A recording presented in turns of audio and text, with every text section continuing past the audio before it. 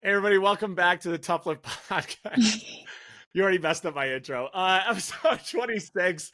All right, we have Ms. Taylor Wilkins and Vance Newgard here. All right, this is our first three-person podcast.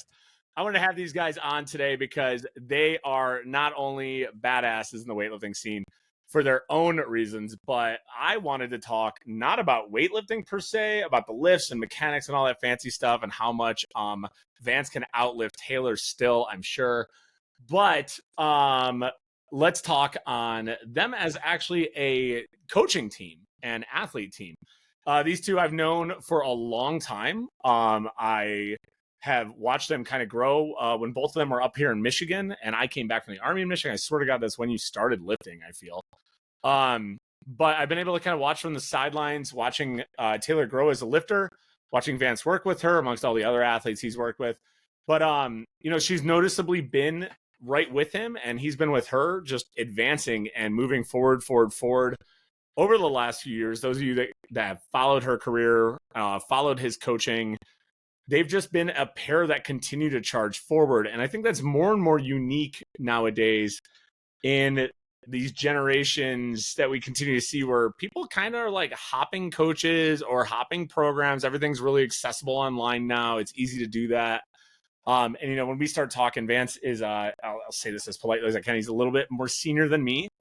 So he can maybe address how coaching back in the 90s during the dark days, as they're called, coaches weren't that all available. So there maybe, he can address how unavailable coaching was back then. But these guys have continued to develop like literally over the years. So I wanted to get them on. I wanted to hear what input they had, give advice to you guys. As you guys know, on the Tough Lift Podcast, I want to bring content that's useful. I was already telling Taylor, I don't want to just hear another pro tip from a top weightlifter of how to make your overhead squat great. And I don't want Vance to be like 5 tips to programming for beginners. Like, I want good content, things that are going to actually help you and also help coaches out there. So that way, as a country, American weightlifting can continue to develop forward. So we're going to sit back. We're going to listen to these guys talk about their time together as coach and athlete. We're going to get into some good stuff, some nitty gritty, some topics maybe you as the listener have gone through, or maybe you will come across, and hopefully this podcast helps. So without further ado, ladies first. So Miss Taylor, if you could give us a intro on who you are, where you're from, how long you've been lifting, and then what type of sandwich would you be, Taylor? I am Taylor. Used to be Turner when I started lifting. Now I'm in a Wilkins. I've been married for 3 years, so I've been a Wilkins for pretty much my whole senior international career. Kenny will be the first to say, "Hey, you didn't get good until you took my last name." So he tries to take the credit, but really the credit goes to Vance. I grew up in Florida. I just moved back to where I grew up in St. Augustine. I did Florida high school weightlifting. Vance came down and recruited me my junior year of high school. Knew I wanted to do a sport in high school.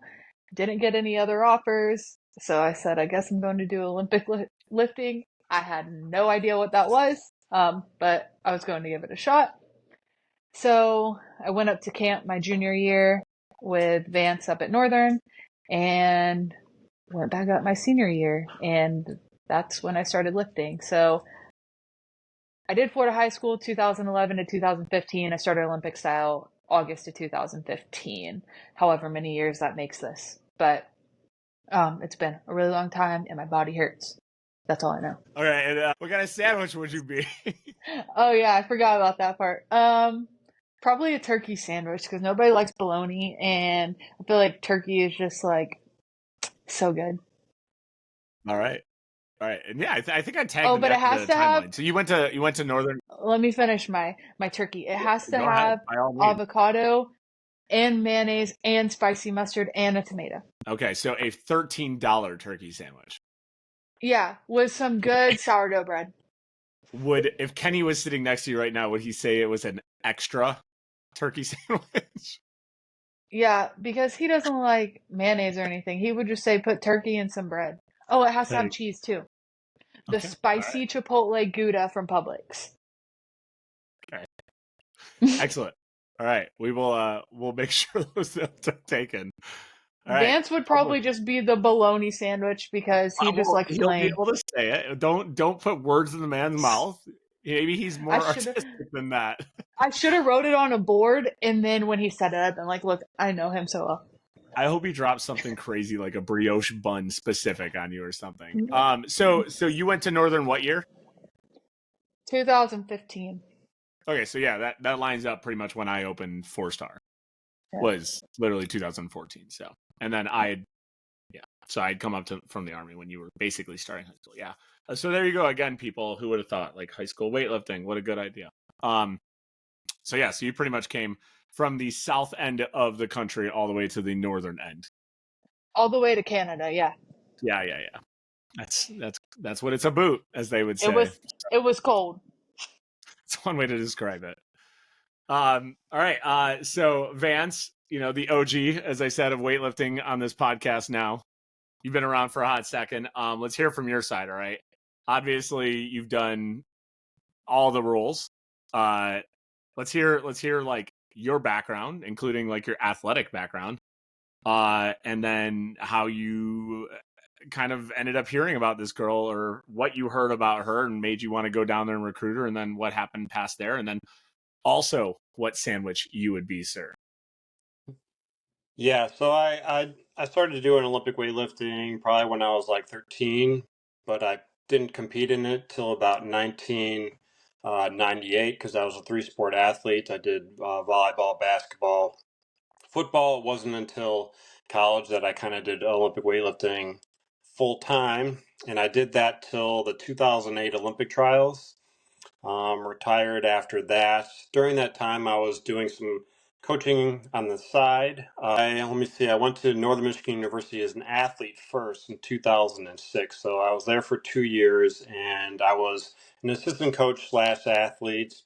After 2008, I continued on as just an assistant coach. And then I took over the program as head coach, I think in 2012, and then was there until 2018 is when I moved to Bruton Parker College in South Georgia, kind of doing the same thing, but also as a kinesiology professor as well for the last 5 years. Taylor was the third athlete from Coach Lippo, Joey Lippo, who was previously at Matanzas High School in Palm Coast, Florida, and we had two of his previous athletes, Tim Scott and Chris Santana, at Northern Michigan University. So we already had a previous relationship with him, and he basically just called me up and he said, I got somebody who's special that you're going to want to see. So like Tim Scott, was a junior world team member, was a resident of the Olympic Training Center, was a very good athlete, but he basically said, I got a girl who's even better than this. So my parents living in Palm Coast, actually, it was kind of easy to come down to the state meet, state championships, what I do, and I still kind of do sometimes. And so I came down to check out Taylor and invited her to come visit Northern Michigan. And we're having summer camp every year. And so then the goal was to teach her how to do the snatch and kind of get her interested in the program. And then pretty much when we gave her a scholarship offer and all this kind of stuff. I've only done it with I think two athletes in my entire time. The first week she was training, she was doing power cleans, and I was videoing her on her iPad, and I sent that video straight to our CEO, Phil Andrews at the time, and I was like, this girl is going to be great. And she kind of proved me correct, at least. That's pretty cool. Yeah, and it was a smart tactic to invite me up during the summer when it was nice and pretty. I was gonna say, yeah, why? Because it was like your fall down there. It's nice and pretty then. Yeah, how was that first winter? Was that a sticker shock? Oh, she does not look happy. It snows 10 months out of the year. Yeah, There's it's no left winter. now. It's less now because, like, global warming, if that's your Yeah, thing. not when I was there. It snowed every time I left to come home for like summer. Yeah. Yeah, it's fair. Oh, look, there's a cat. There's a cat. Yeah. Yeah, so there may be random animals crossing the screen on this podcast. So if you're driving, don't panic if you're watching while driving. All right, so cool. So yeah, so Taylor, you were 17 when you first met Vance? Senior in high Um, school? Or were you junior? yes, I was a junior. I may have just turned 17 like during summer camp because I didn't meet him at state meet. I just got a letter from somebody. Okay. Gotcha. Did you have any inkling of like how hard you wanted to push it as an athlete, or you're just like, I just want to do a sport and go to college? Yeah, I just knew I wanted to do a sport and go to college. And I knew I did not want to stay in Florida. Interesting. Okay. I never wanted to move back to Florida. And look, here I am. I mean, if it makes you feel any better, I felt the same way about Livonia, where I live, but I also went to the shittiest places on the planet and then returned here. Yeah, I didn't do that. But But I feel and respect what you said. yeah. So So, yes, I was but no 17. state tax, right? Go Florida. Yeah, go Florida. Yeah. So like I was saying, I basically, so you had no intent to kind of like push as hard as you went, because Vance, I'm sure you've had kids that have, or young adults that you've wanted to check out or recruit, and they come to you and they're just full of piss and vinegar of like, I want to go to the top, I want to get to the top. And I think it's safe to say between all three of us that we've all seen those athletes, and we've all seen them. Some have come and stayed, and I think it's also safe to say that many have come and gone. So I find it always interesting and pretty par for the course, actually, when we see the athletes that are just like, I just wanted to do it and see what happened as I went.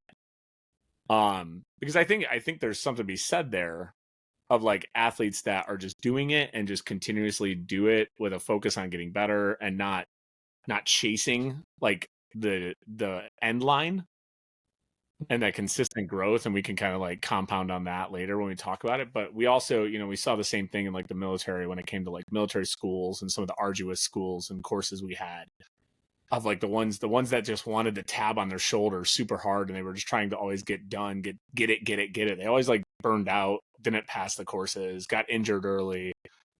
Versus you'd have like, I always talk about the dental tech, because this dental tech at like special forces school just like killed everything. He like was amazing, and everyone just like wrote him off because he was a dental tech. It's like, yeah, well, he's just doing it. He's getting it done. He's not like just focused on has to be the best at everything and win at everything. And like, he's just moving forward and getting better day by day. And that's all you have to do. Yeah. I think the quicker you realize that things like aren't in your control, and I mean, there was many times that, I mean, things just didn't go my way. Things that I rightfully earned, but just technical things, like it just didn't happen. And there's no point in getting mad about it, because I learned like when you get mad about those things, it just makes you worse. It brings you down. And like if you just keep pushing through, like things will play out how they're supposed to. So it's definitely, I've learned that if I go in there with expectation, I will typically do like I'll do poorly, or just I'll be upset with myself because I didn't get what I wanted. So I just like was like, okay, Vance knows what he's doing. I'll just do whatever. I literally, Vance would be like, what do you want? I'm like, whatever. I don't know. You tell me. You're the coach. I'm not the coach. Yeah. No, I So, like that. I think what yeah. you just said there's probably going to end up being a soundbite, because it's a good thing that I think a lot of people need to hear. And I mean, Vance, go ahead and chime in on that. But like a lot of times people do, they set expectations in front of themselves, and then they like freak themselves out with their own expectations. Yeah. Well, if you like go in there with a specific number in mind, like for weightlifting, like in the weightlifting world, you go in there with a specific number, you miss your opener. Now what? Now you're mad because you're not going to get to that number, and then you make the wrong call you make the wrong call to get to that number. Like it's just, there's no point in it. If you sit back and your coach is like, hey, it is what it is. Like now we're going to have to do this, and okay. And if you get so caught up in your feelings, you're going to do terrible. You scream, you cry after a lift, you're going to do terrible. And Danielle Gunnan will tell this story all the time. We were at university games, Mhm. and she was about to bomb out, and she started crying after her second lift. And I looked at her and I said, "Now's not the time." And she was like, "That's what changed my mindset." Like, she told me this years later, obviously not right after, but she was like, that like helped me. So essentially helped her like Yeah. change her mindset and how she took things on, because she's like, she realized what I was saying. And I didn't mean to say it in any sort of way. I was just like, that's like not the time, not the Yeah. time. Yeah. Don't do it. Go out there, hit your next lift. So No, that's very wise, I think, to say that, actually. So, I mean, do you think I mean, Vance, maybe you could tell us, like, Taylor, when she was 17, 18, did she already have kind of that insight on staying calm and stuff like that, or was she a little hot-headed when she missed and training wasn't going well?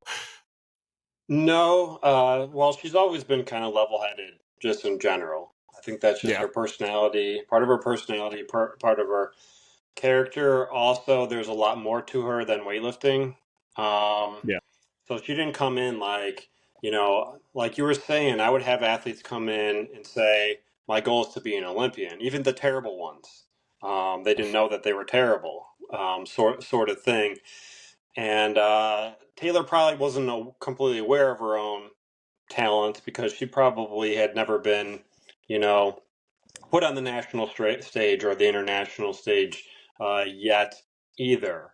But yeah, her approach has kind of just been like, she's a low anxiety person.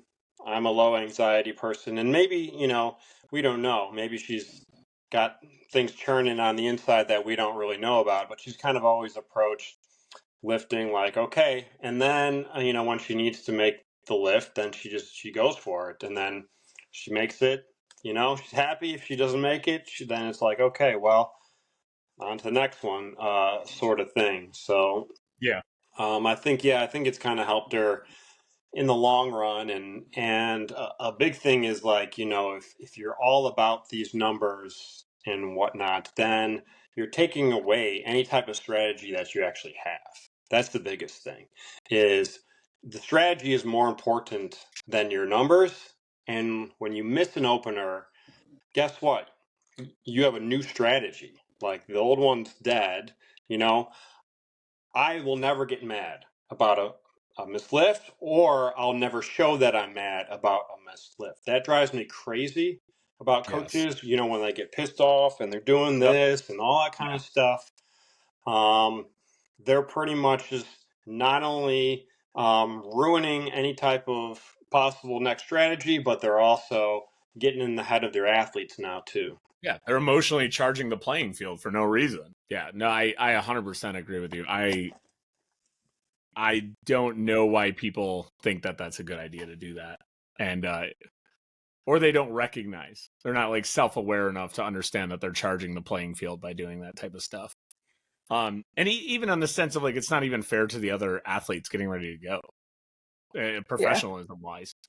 Uh, yeah. So, yeah, I think, some of the athletes that we get, or, we train with, they come in, they're all hot headed, they're ready to go, want to win it all. And they burn themselves out because they are just chasing everything right away versus the time, like you said, there's no control over it. Like, just because you maybe want to like, let's not even talk about meets. Let's not even talk about competitions. Like, you have no control over besides what you can do and what you're trying to do. And Advance is trying to work with you with a technical issue or a technical movement.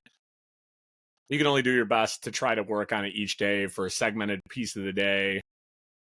And that's what you got. And if it moved forward and it felt a little better, then cool, you move on to the next day. And I think a lot of people, they get like wrapped up. They think just because they focused really hard on it that it's fixed and it's going to be good the next day. And then they come in and it's like not. Because I mean, Vance, me and you have had many conversations about like, like we talked the other day about like neurological movement and shit like that. Like, people to understand how neurons work and imprinting and like all that type of stuff. Like, it's not there. Just because it was there one day doesn't mean like it's fixed forever. Then they get mad at yeah, themselves and they get frustrated and they get angry and they ruin their whole training session. Now they've had yeah, nothing positive. Well, and also what you see a lot of is like people, they're getting angry and then they go ask for somebody else's opinion and then another person's opinion. And then Yes. they try to put it all into one and then they get even more frustrated and they go back to their coach and they're like, why isn't it working? And they're like, they don't trust their coach. And like, you see that and that's a lot of like why athletes get frustrated and then the athlete hopping around because Yeah. they think that what they're doing is not working. But it's like, if you just listen to your coach, then it would work. And I will be the first one to straight up tell Vance, I didn't do that. It didn't work, or I wasn't feeling good, or I didn't have time. And we have that communication so he can adjust training and figure it out versus me going to somebody else, going to Kenny and saying, I don't know why this is not working. What would you do? And then do what he told me. Like it doesn't work like that. Yeah. Yeah, and I think that's going to be like a good segue into kind of that first piece I wanted to talk to is like, so the way I kind of wanted to frame this podcast for those of you that are listening, um, is like I wanted to kind of go over like the good, the bad, and the great. Like there is no ugly. So we're just gonna do the great, but like the good is literally like what benefits have you guys seen from just being able to work consistently with each other over such a long time? Like same person exposed over and over and over such a big expanse of time. Like what are just some simple advantages you get, Vance, from working with the same athlete for such a long time? I mean, I saw like Vance when he was with you at your last meet, he sent out, I don't even know if you meant to do it, but you sent out like all our programs in one email. And I was like, oh, there's Taylor's. I like opened it up. And first of all, it took 48 minutes to open. And the second it was loading, I was like, that data nerd has every piece of data in this one file, doesn't he? I'm gonna need a goddamn external hard drive for this. And sure as shit, I open it up and there's 10 years of fucking data in there. And I'm like, Jesus Yeah. Christ. And like that though is super cool. Like as a coach, I'm just gonna probably take the words out of his mouth before he says it, is like all the backlog data. But you also can see where you've come from. But like I assume Taylor, like, you know, simple things just like communication and Vance, the ability you get to know how hard you can push her and stuff. Just simple things that like aren't really that mind boggling. But like you've done it where people sitting there hopping from coach to coach every year, they don't ever get to get there. Like what are some things you guys know are probably some advantages you have as a team? I'll go first. Like, I don't necessarily know the data side of things because that's just not my job. I just Vance puts it there, and I say you are crazy, and then I just do it. Um, Vance will probably tell you. Well, he might not say it, but I'll go ahead and tell you, and then he'll say it. I am the biggest complainer. I'll just complain about everything, but I'll do it usually. But I'll just be like, "This is like terrible. This sucks. Why did you program this?" Or like, but but one of the I might be advantages trying to is cheat being you. one of the advantages is I can talk, like I can have that communication with Vance, and like obviously if it is something that is very challenging for me or I can't do it, or if I am having a bad day, like I'll say, Vance, it's just not there, and he's like, okay, just don't do it. And he has never once been like, oh, you're terrible or you're not going to get stronger. He's just like, you're just tired. And so I've started like using that on other people. Like they're just getting frustrated and upset about these things. And I'm like, dude, you hit 90% yesterday. Like it shouldn't. Honestly, when I used to PR on our tapers, like the week before I would always PR. And then it got to the point where that wasn't a thing anymore. And Vance was like, and then Vance started telling me, if you don't feel like shit this week, I would be worried. And that's when I started to realize, oh, I don't always have to feel good. But back to the advantages of like being like that long, the communication style, just knowing that you can talk to them and they'll listen. My squeaky ball. It's all good. They'll listen, and he knows me and he knows my body and how I'm moving and what I need. No more, no more, and what I need as an athlete. And yeah, and I just don't have the effort to go find another coach. Like it's just, and he doesn't baby me, and if you baby me, I will fire you as a coach. And like that's So personality styles, like you find the one and you click and you learn each other and you learn what you need. And I've seen Vance with my teammates and ones that need specific things, and he may not exactly cater to them, but he knows how to at least coach them well enough that they can go do their job and not cry on the floor. Yeah. So So with you saying the words like I can go to Vance and let him know like this isn't happening. I think a lot of athletes are like afraid to do that. yeah. Not only like, and I'll openly say like in my own gym, athletes, and trust me, I'm not going to sit there like hold a gun to their head and be like, you have Yeah. to. And I'm not that type of coach. And I know Tracy isn't, or any of my other coaches. And they have just that preconceived notion in their head from their past, their own athletic past, whatever, of like they have failed for the day and everything's a waste of time if they didn't do it. So like, is that something that developed over the time with Vance? Like knowing you could go to him and be like, I'm telling you, like, this isn't happening today and I'm being honest with you, or like expand on that a little bit more. I think a lot of people get a lot out of So I think obviously Vance and I have been remote since I think 2018, he said. But for 3 years that. I Nobody had a can get good. better remotely. Did you not Oh get yeah. that email? Yeah, I forgot. Sorry, Oops. I had to be a dick about that Oops. one. But so for 3 years, I was able to learn the foundations with Vance and like understand, and just being in that space with him and honestly taking his feedback when I was missing lifts and he would say, just stop. And I would stop. And a lot of people try to fight that because Oh they yeah. feel like they failed. But I like took it and I was like, Vance told me to stop, so I can stop. And I'm the same way though. And like I find that interesting that me and you are similar like that. I'm by no means a very competitive athlete anymore. But like yeah, I'm very much like that, and I was even when I was training like at a regionals CrossFit level, or I was competing as a weightlifter, or even when I was training in the military, like when I hit the wall, I was just like, you're done. Because if you keep going, you're gonna hurt yourself, and that's just fucking yeah, stupid. It's gonna kill your training. yeah. And I think Vance did a great job of just like building that foundation. He's like, you're not going to get anything out of it. So just stop.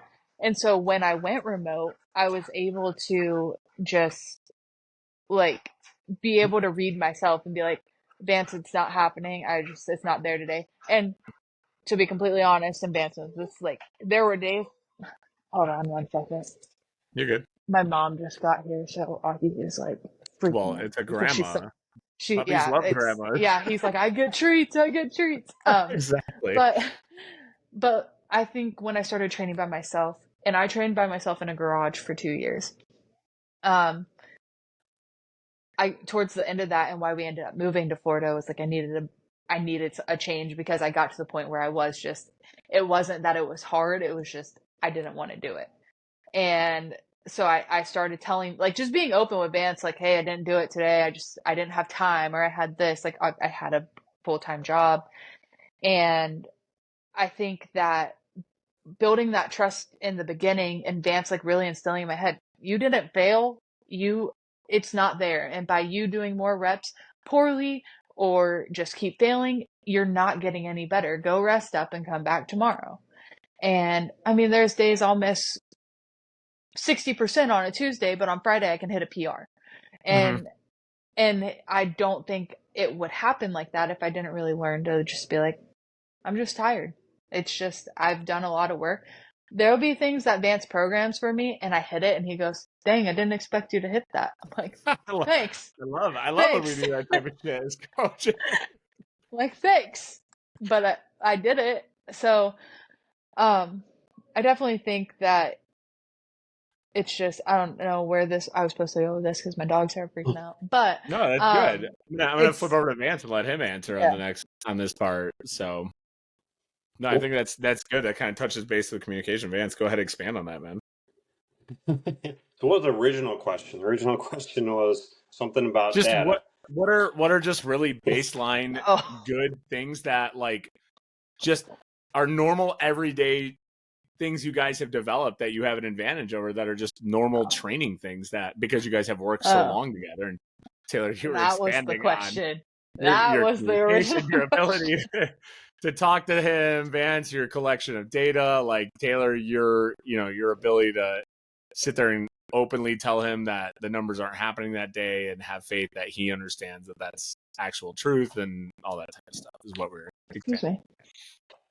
me. Well, first of all, on the personality side, she'll say things like, if you're a needy athlete, then Vance isn't the right coach for you. And she's not a needy athlete, but I will say that like coaching, before Taylor even came, especially as an assistant coach, I did work with a lot of problem athletes. I did work with a lot of needy athletes. I can actually work with those type of athletes, but eventually, as a head coach, you have to make kind of concessions about how much you can put into each of your athletes. But it really just comes down to like knowing who the athlete is, what they actually need from you as well. So if an athlete needs, to be told to stop, or if an athlete needs to be told to actually do it, because I do tell athletes, come on, let's Yep. do this, So she has an opposite experience than some other athletes that I work with. In terms of the long term, for one thing, is with every athlete, I start them with a long term plan in my head, literally years and years and years, knowing that most of those athletes won't get there. That's just kind of the nature of coaching athletes in any environment, but especially in the scholastic environment when you're talking about schools. You typically have them for 4 years and you expect them to quit when they graduate, including in high school. 7% of high school athletes actually play a college sport. How many athletes continue after college? Was it 1%? Something like that. I know it's Yeah. a little bit different when you're talking about recreational and club athletes and weightlifters and that sort of thing. But you can look back at our training and you can see that from probably year two. Year one's a little bit different because we have to teach Taylor how to actually lift. But going from like year 2 to year 10, the basic structure probably looks the same now as it did then. The difference is more volume, more intensity, maybe some very specific things that she needs now that she didn't need then, and vice versa, that sort of thing. But it's very simple. It's just a long-term progressive overload over a very long period of time. And now she's peaking for her career, and that's kind of the plan in my head, which has evolved over time, is there. And one thing that drives me nuts about coaches that don't collect data is now we have no evidence for them, right? We have people on our world team right now that if you go to their coach and say, how many repetitions, how many sets of this or whatever did they do last week? And they'll say, I don't know. That doesn't really help future generations of weightlifting coaches at all. Yeah. And it kind of shows that you're probably a pretty good coach and you could teach them to move the barbell pretty well, but you're probably very lucky. Not that I'm not lucky that Taylor didn't walk through my door, but you probably can't prove that you can make every single athlete better because you can't tell me what you did with them last week. So how do you Yeah. prove that you made them better? It's like Kentucky windage coaching, I guess is how you refer to it. Got me on my soapbox there. No, I get it. But is that how you would kind of refer to it? It's like Kentucky windage coaching. You just kind of like, If I knew what that means. well, like you never heard the phrase Kentucky windage, Taylor? Have you? No, I'm only Oh my 25. god, How or 6 or however what old does I that am. mean? Is that an age reference? Yeah. Oh my god, I'm so damaged right now. Is that an age reference? Kentucky windage is like when you're shooting and you're not actually using like your scope or anything. You're just like you go like this and you're like the wind is going that way and you just guess. Oh, I would just throw some grass in the air and let it There play you go. off. Yeah, equivalency. Yeah, basically.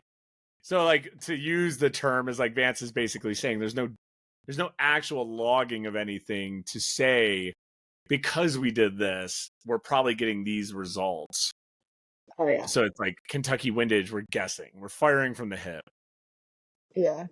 Well, people come to me and ask me stuff, and I'm like, I don't know, but Vance said this, and Yeah, then they I sound say, really smart. Taylor, give us our podcast 3 tips to the better overhead squat.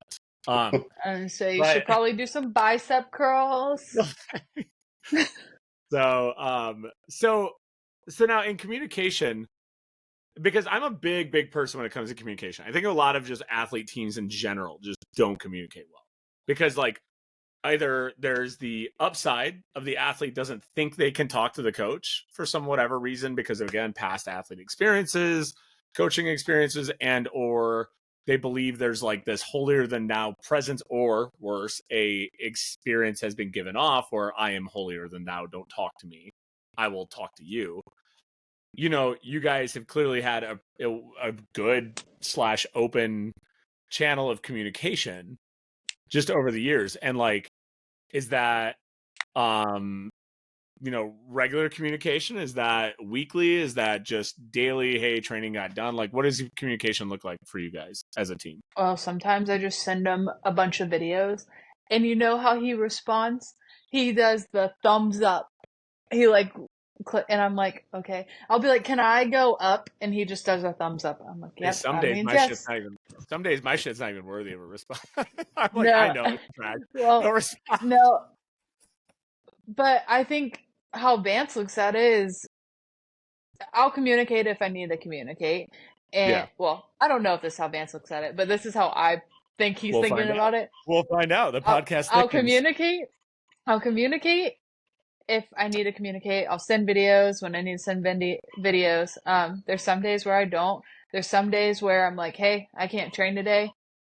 I'm doing it tomorrow, or I'll just do it the next day, and I'll be like, I didn't do it yesterday. But I'm sure he just assumes, and it's how I look at it, is like he's given me everything I need to get better, and it's on me now to do what I need to do. So I'm either gonna do it or I'm not, and I'm gonna get better. Or I'm not. I'm gonna reach goals that I want to reach, or I'm not. Sir. Yeah. So, I mean, first of all, like social intelligence is good for any coach, just in general.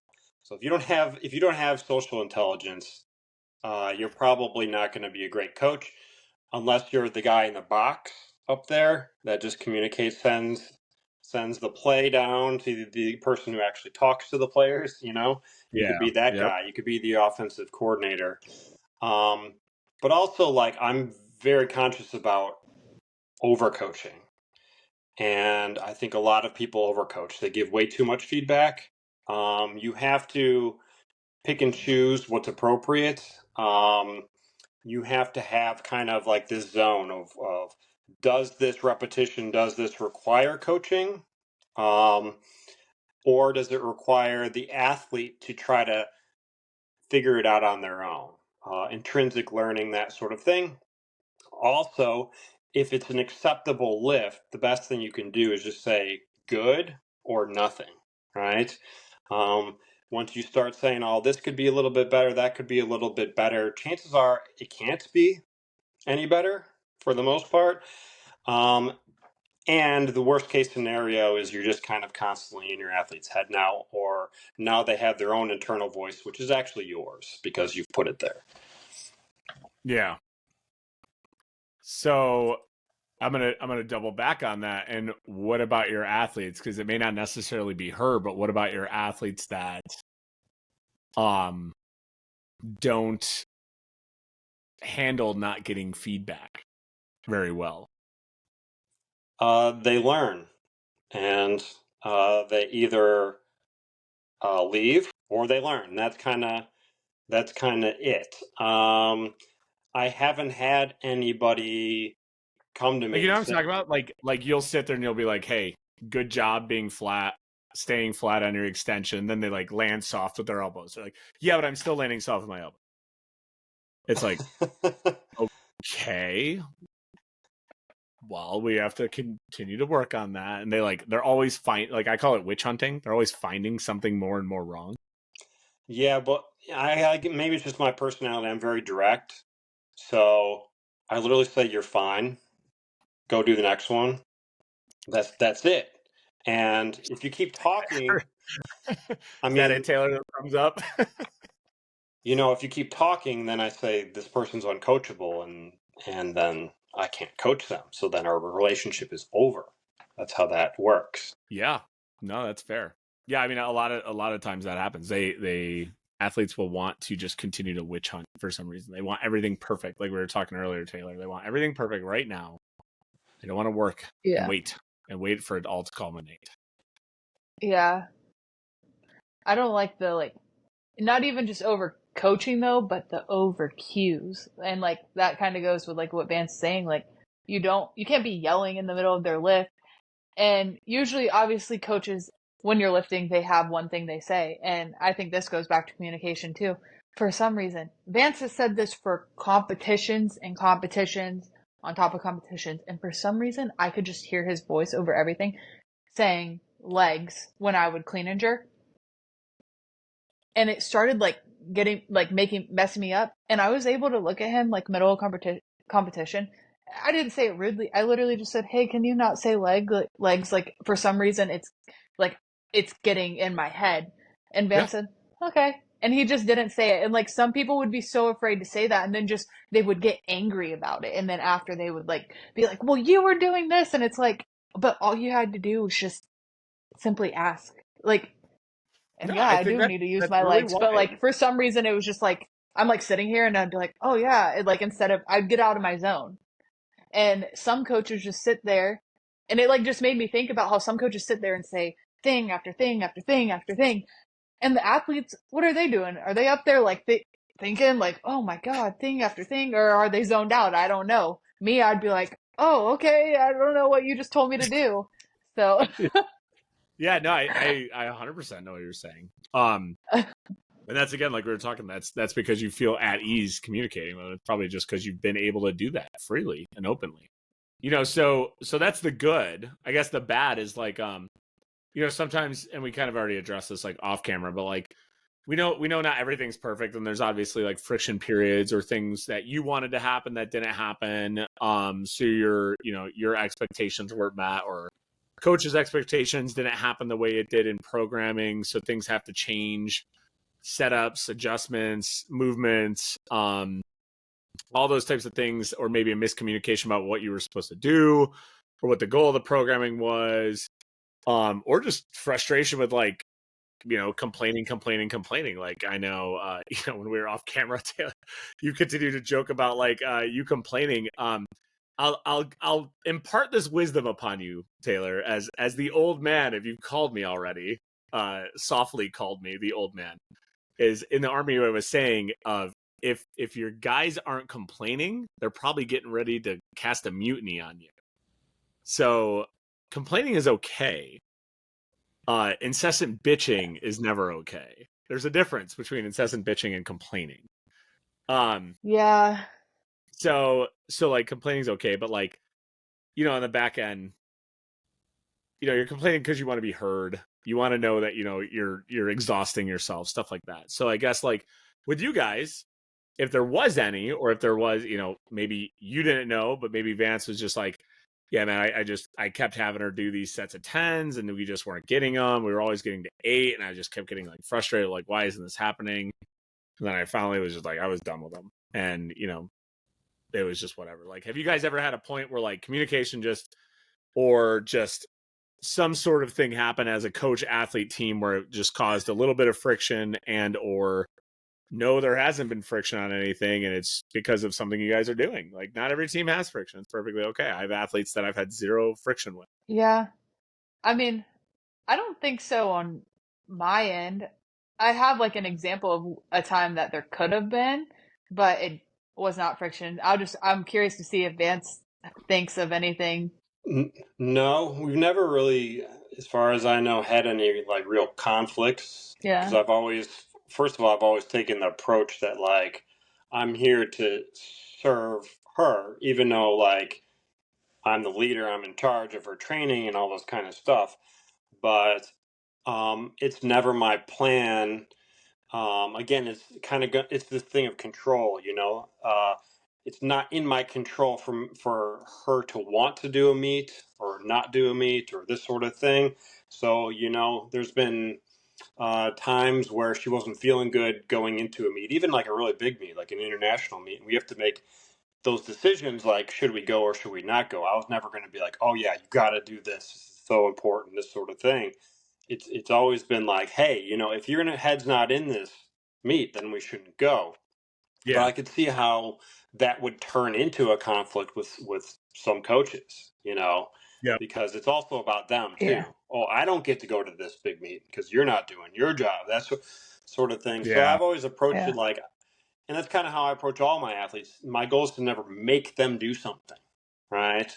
They want to choose to be good or not good or that sort of thing, but they have to, if you want to go to this meet, you have to want it. Otherwise, again, like she's just going to go out there and blow it just because she's not prepared mentally for it. Doesn't matter how Yeah. physically prepared she is, that sort of thing. So I don't think we've had any real big conflicts because my approach is always, this is what she wants to do. I've always, like I said, there's more to her than weightlifting. And sometimes I'm like, man, if she only cared about only weightlifting, was just this weightlifting machine, she just ate and stretched and slept and then lift weights and then repeat and she did nothing else. Then I go like, well, maybe she'll be 1% better or whatever, but maybe not. Maybe she'd be worse because maybe her relationships would be messed up. Maybe her enjoyment of the sport wouldn't be there. Maybe she'd be overtrained. All of those type of things. So I always have to look at it like, what is the benefit for who she is and how that's going to allow her to perform her best. Yeah. I think, yeah, that's definitely, I mean, I just feel like we've never really butt heads. And there was a time where like, so I hit the total I needed to hit to put me on a world team. And because of a technicality, uh, I did not get named to the team. And Yeah. I step off the stage, and Vance had already known, but obviously he waited because he's not going to strip me of like a PR 10. Like he knew it would have changed my mindset had I known. I went out there, hit the total I needed, and I come off, and he goes, "Hey, like I'm sorry to tell you this, but like I don't know if you're going to be on the team." And I literally just said, "Why not?" And he told me, and I said, "Okay." And I feel like that's like something so simple that like as an athlete you could have got so angry at like your coach, even though like Oh yeah. I mean, don't he had sugarcoat it. nothing to do with it. Like People have left their coaches for that type of shit. yeah, like it's just something that could have turned into a big conflict, and like I just kind of looked at it like it's not my time. It just wasn't, and I kept pushing, and I think that showed like everybody knew that I should have been there, that I should have been on the team. Everybody knew, and I just kind of sat back like, yeah, it sucks, Yeah. but I'll show No, I you, and remember. I I just kept remember all that. pushing. Yeah, so I feel like that's like the biggest thing that's happened to us, and it's not even anything because I feel like we get each other and like we're so level-headed. But I think like maybe this new conflict, no, I'm just kidding, it's not even a conflict. I told my mother-in-law I told her I'd run a marathon with her, but that's before I ran like 2 miles, and then I was like, I don't know about that. But Is that why? Is I that why you finally, said you're gonna talk into your AirPods while you run? oh yeah, oh yeah. It's gonna be a whole vlog. Vance told me I should start a YouTube or something, but um I finally like reached out to him the other day and I was like, "Hey, this is going to sound crazy, but I kind of want to do this." And he didn't he was like he straight up said, "I don't want to discourage you. I think you can stay strong and you'll be stronger than majority, but I don't know if you'll be Taylor strong, but you don't have to keep pushing until the end of next year." So and so like that could have Yeah. easily turned into, well, then what am I doing with you? You know, like why am I he asked me where I wanted to go with weightlifting. And I was like, I don't know, I want to stay strong. And he said, Yeah. okay. Like and it could have very easily been Vance could have been like, drop Taylor and no more, but he like is willing, I think, I don't know, willing to work with me through I this think it's crazy safe to say. idea. Through this crazy idea that I have. Yeah. No, I mean, I'll even fire back, and I mean, Vance obviously is on the science end of this, but like, there's a lot of people in the Army that run a lot, and they are also very strong and fit. So you're not just gonna like wither away, Taylor. So Yeah. it all depends on like your frequency of training. So Yeah, and that's um exactly what Vance said too. But I mean, like, it very easily could have been like, well, what? I'm wasting my time with you then, you know? yeah. Yeah. Yep. No, I And I'd think have been that's true. like, yeah, you probably are. No, I mean, I I already see some lifters who are not on the Olympic team, and they're going ham again. You know, they've been around a long time. I won't name any names, but I just go like, man, like mental breaks are important. Um, Exercise is important. That's maybe different than weightlifting. Yeah, Um, different modalities. Doing nothing's probably a really bad idea because it's very hard to come back from doing nothing. You can. There's probably there are people who've done it. There's I'm sure there's Olympians who say I'm going to take the year off. I'm not going to even work out. I'm going to smoke. I'm going to eat, get fat, and then they come back you know a year later You and they just get named back. half of Team Bulgaria. Yeah, they get back in shape and sort of thing. But that's a very hard thing to do. But yeah, I mean, like when she, after this World Cup, people ask, of course, like, well, what's Taylor gonna do? And I said, we're gonna take it 1 week at a time. That's what we're gonna do. Like, what? What do Yeah. you mean? Like, what is she gonna do? This is the next Olympics. If she's interested, is 4 years from now. It's 1 week at a time after this. So, Yep. but people want to just like, oh, you gotta get after it. You gotta, this sort of thing. It's like, no, like that's how you burn people out. That's how people burn themselves out. Well, it's funny you guys say that because like you saying that, Vance, it's funny because like me that has the athletes that are like the quote unquote up and comers, like somebody like Logan, or when I was running Caitlin, like the athletes that are right on the cusp of like making these big teams. I'm sitting there and I'm just like, yo, the down year is when we get on these teams because like hopefully these motherfuckers are like chilling. They should not be training. They should be chilling and we can make these teams to like get ready. Like they should be the ones going crazy.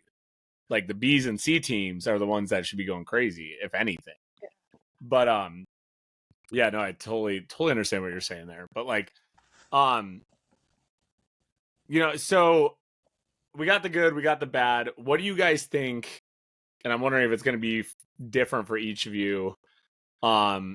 Advance is probably different for you from every athlete you have. That's unique. But like, let's talk about like the great. Like, what do you guys think is like your one unique, like we'll call it like superpower or unique variable that you guys have as a team that's allowed you guys just over? I mean, we're going on a decade of time spent together, just in the trenches, working together through good, through bad, through awesome, amazing, like everything under the sun that's just like you guys have. And like, it's going to be really hard for other teams to get that because of the time you guys have spent. I Go ahead, don't, Taylor. I don't, I'll go.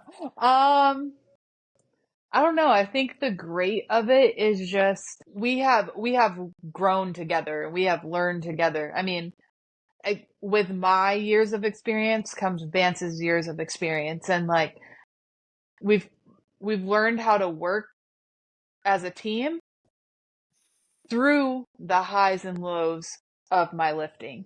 The not making teams, the barely missing out on teams. I get named to Junior Pan Am, miss out on Junior Worlds, hit a total that should put me on a team, hit a total that makes me an alternate as on the Senior International World Team, and then the next year I don't make the World Team and I have to wait. And we've gone through COVID where I finally make the team, and then Vance and I had this whole plan of, okay, after Pan Am's I'm going to go up to 64, and that was 2020, and then it got pushed to 2021, so now I have a whole another year of cutting to 59, and oh wow, I improved more, and so now I stay at 59. Like, we've just been able to go through that whole process and kind of just learn together while still getting better. And Yeah. I feel like that's just like a really great, I mean, it kind of encompasses this whole podcast of like just being with the same coach over and over again. Like, we got to see that through. There's not just any one great meet, but we did go to Thailand together, and that was pretty cool because we went like sightseeing. So, I mean, that was cool. I've Still been a my lot of favorite. places with my Still my favorite coach. trip. I've been to a Yeah. lot of places with my coach. And I mean, even though we're on the great, like, my first bomb out happened at an international meet, and my next two happened at international meets too. But the first one, I honestly, I mean, we travel all this way to Argentina, and you would think Argentina would not be hard to get to, but this place was so hard to get to, and we get there, and I bomb out, and I was like, it was my first bomb out. I was not crying. I hardly cried. I cried at the last meet. That's the one I cried at. I don't know. Yeah, if that's your wish. I don't know exactly where we were. Do you remember? No. Just talking All right. about. Oh, I was talking about So Argentina when I after I bombed out, I like looked at Vance and I was just like, sorry, like you traveled all this way, and he is never like, yeah. he's like, he was like, huh? Like, it happens, and yeah, so I just think we've been able to build that great like relationship, and then obviously that was something that had never happened to me before, so I didn't know how to handle it. And then the next two bomb mounts, I didn't tell him sorry. I was like, well, actually the other one he wasn't there, but this last one I did not tell him sorry. I was like, yeah. That's a crazy feeling though. I remember like the first time Coop almost like bombed out at an international meet. I was like, is my wife gonna kill me that I spent all this money? Like, I was like, and that like we talked. She's like, no, I wouldn't kill you. I was like, oh, thank God. Like, it was not in the cards. We didn't bomb, but man, it was like kind of like a fuck. Yeah. One of those like type of stresses. But good answer, and welcome back to the podcast. Vance, what is your great, man?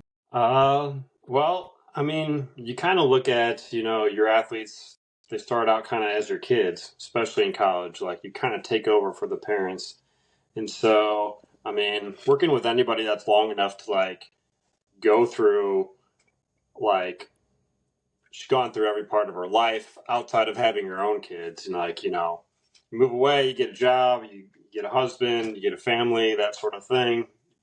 You buy houses and all that kind of stuff.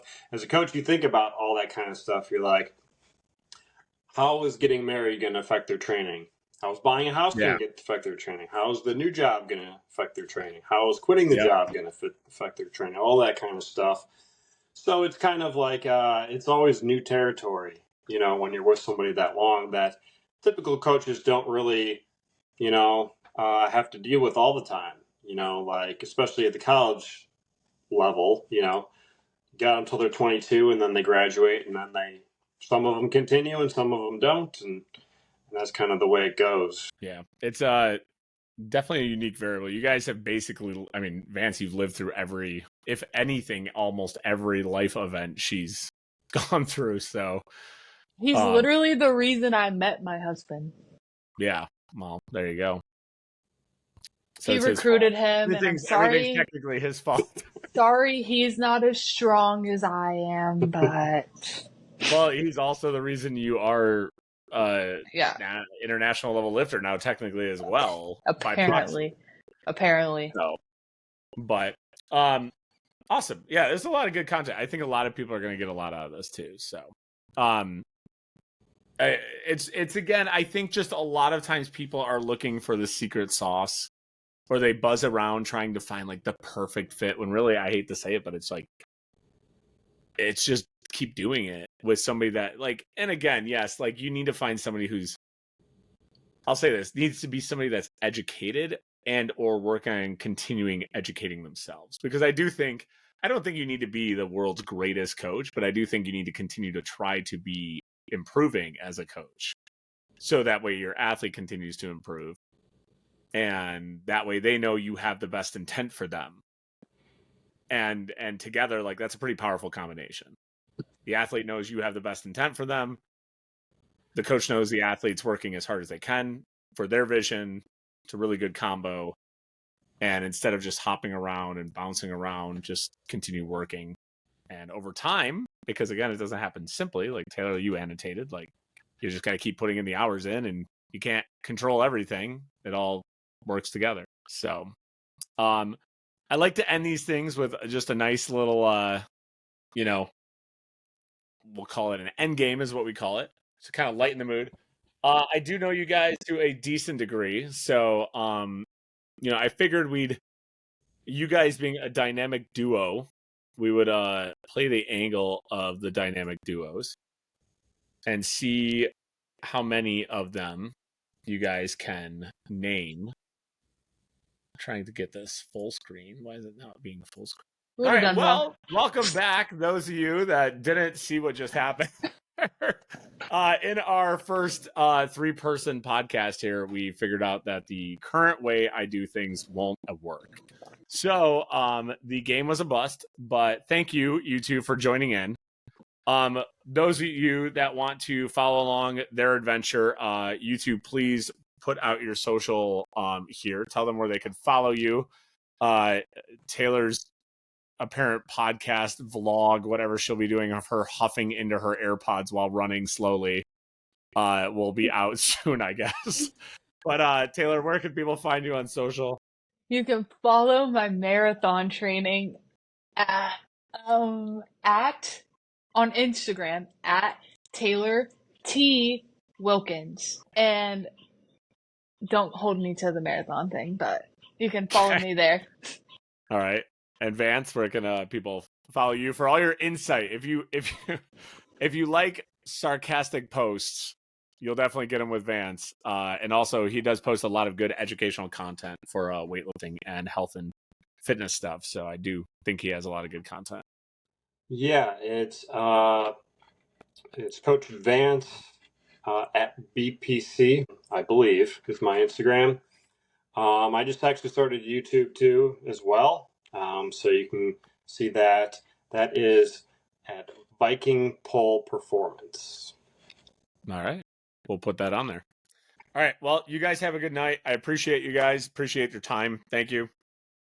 Hopefully you had fun. Sorry the game was a bust. We'll have to attempt that again one day. So, you guys have a good night. Thanks. You too. Yeah, thanks.